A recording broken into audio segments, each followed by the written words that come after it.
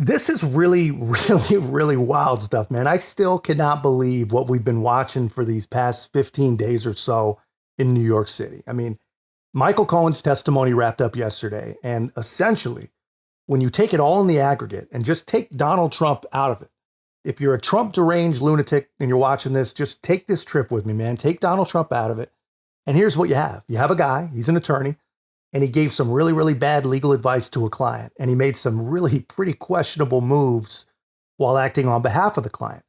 And now you have that same attorney, already a convicted liar, testifying in court that it was the client who was responsible for his actions that he already admits taking. And this isn't just some bad defense in this guy's own trial. No, he is the state's star witness against his own client. And honestly, you gotta realize, you gotta agree that if this case did not involve Donald Trump, you'd be absolutely losing your mind with disbelief. None of this stuff makes sense, but this is what we have. This is who these people are. This is what they think justice actually looks like. And I mean, it's beyond words, man. It's remarkable stuff. Jonathan Turley, very, very smart guy. He sat in the courtroom today or yesterday, and he had some really, really pretty interesting takeaways. Well, this has been rather otherworldly to sit and watch this. It's like you've entered a parallel universe. I mean, how this case is going forward, I just cannot explain. You had a disbarred, convicted serial perjurer on the stand, matter-of-factly detailing how he stole tens of thousands of dollars from his client. And what is really funny is then the prosecutor gets up and says, I just want you to tell the jury, once again, you're not charged with anything, right? And I wanted to stand up and say, yeah, but you should have. He just admitted that he committed grand larceny. He told you that, and you instead decided he was more valuable to pursue a dead misdemeanor on a bookkeeping violation. So, New York state law, statute of limitations on larceny, I believe, is 5 years. So Cohen said that knowing that the statute's already run and that he probably would not be charged by Bragg. But should Bragg, at the very least, look into this, Jonathan? Well, that's the question. He's been under investigation for many, many years. So when he admitted to it doesn't really mean the fact that they couldn't have determined this. But the interesting thing about Cohen is how really blasé this all is. Yeah, I stole money from my client. I lied repeatedly. I violated all of these oaths. And people are just sort of nodding, and you feel like you're the only one in the room saying, this is not normal. Okay, this is not how trials are supposed to go. But the prosecutor then got up to try to resuscitate him and pound on his chest and, get his heart going again.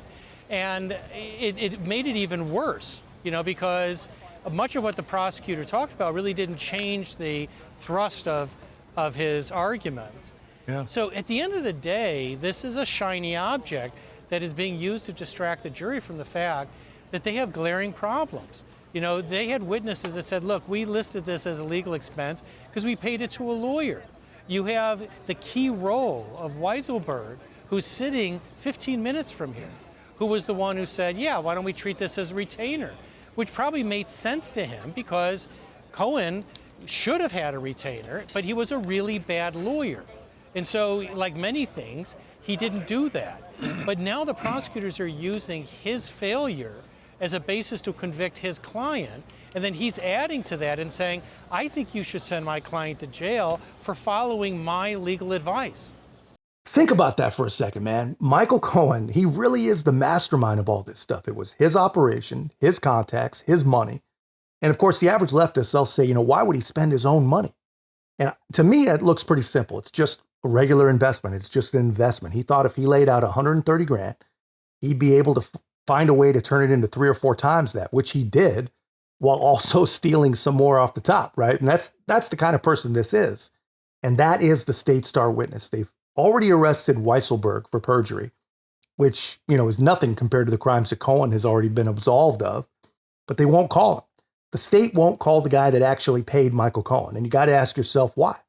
And I think here's what'll be interesting to watch. If the defense calls him, which I can't imagine why they wouldn't, the prosecution is going to paint him as a perjurer. The same people who pretend Michael Cohen is some sort of truth-telling hero of democracy are going to say this guy's a perjurer. Based on everything you've just said, Jonathan, is it safe to assume you're in the camp of the former president not testifying or taking the stand himself? No, he can't testify, but that door was closed by Judge Mershon. Judge Mershon granted such a broad scope for cross-examination, no lawyer would let a client get on the stand with the order of Judge Mershon. And I have to say, I was really struck today by what I consider to be fairly one-sided rulings. He hammered the defense, sustaining a lot of objections, some of which I still don't understand the basis for his order, and he was far more solicitous towards the prosecution. But the biggest problem that we saw today is one of the reversible issues. Once again, he allowed the prosecutors and Cohen to talk about how there are campaign violations in the case. And there are no campaign violations. And so after this happened again, he gave this instruction saying, disregard that on the merits. Well, they're not going to disregard that on the merits. They're hearing it over and again. So he says you can't have an expert on that issue. But Michael Cohen here is to lay out the federal election law, because that's practically what's going to happen.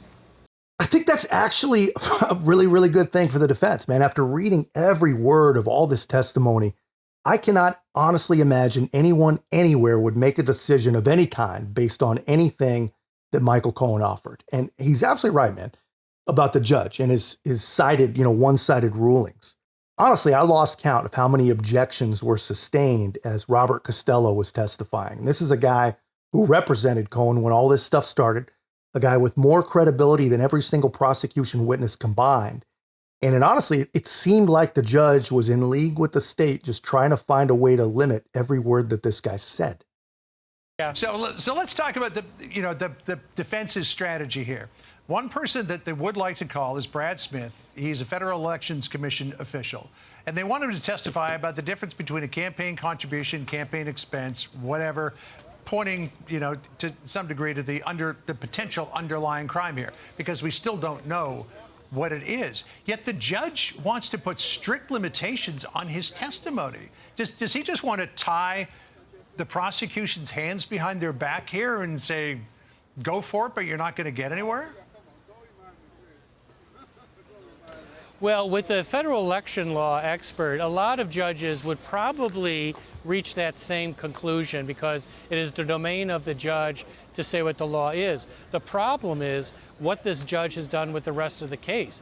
The reason they're asking to call an expert is because Mershon has made a mess of this case. I promise you that jury believes there are federal election law violations here as a fact. And Mershon has allowed that to occur, and he gives this rather weak instruction that I think, quite frankly, is not going to have much of an impact on the jury. They're not going to unhear the repeated reference to these violations. It's amazing stuff, man. I mean, if you've been following this case at all, it has been weeks and weeks of unrelated, unimportant facts. I mean, the jury has heard crimes alleged that never happened. They've heard the Access Hollywood tape read to them aloud. They've heard about Karen McDougal, Paul Ryan, the National Enquirer. I mean, days and days and days and days of this stuff, all prejudicial, all pointless, and all perfectly legal, by the way. I mean, they've heard all that, and they still have not heard an actual crime. And as it stands right now, the judge doesn't even know if he's going to let this get to the jury. He doesn't even know if he's going to let the jury have a crack at this. And if he does, he still doesn't know what crimes he's going to explain to the jury that they can convict on. They have no idea what they're going to do. All they know is that they want to get Trump, and they got to find a way to get Trump. That's all they know. That's their only goal. But that's just my take, guys. Let me know your thoughts in the comments. And if you haven't already, be a part of our growth. Make sure to like, comment, subscribe. Most importantly, share the channel. I'll see you in the next one.